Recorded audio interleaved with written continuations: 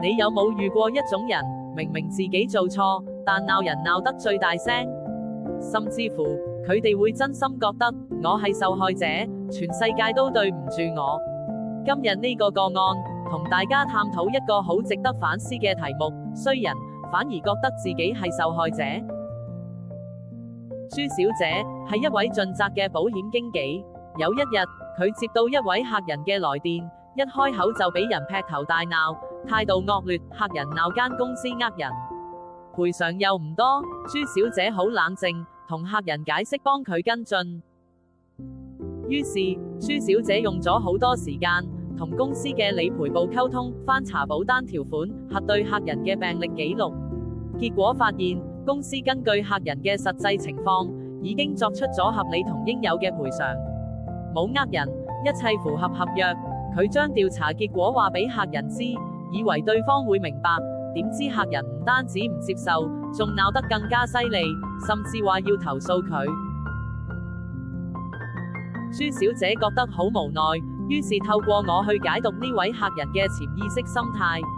解讀出嚟嘅信息令佢恍然大悟。第一，客人想騙取更多保費；第二，佢想走後門得到好處。原來呢位客人由一開始就唔係想要合理賠償，而係想借機會博多啲，博大霧，甚至希望想透過朱小姐嘅暗地幫忙，走後門得到唔屬於自己嘅利益。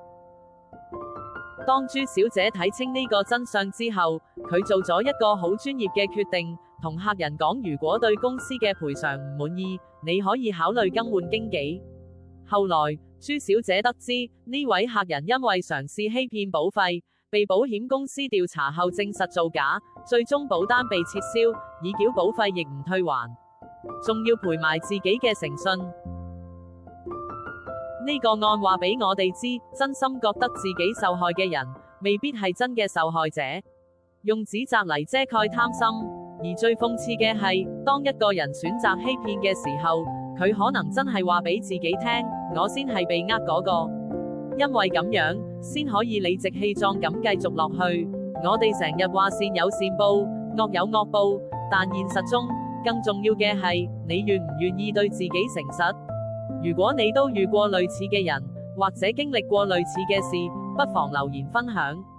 記得訂閱頻道，一齊用潛意識嘅智慧睇清人間真相。我哋下次見。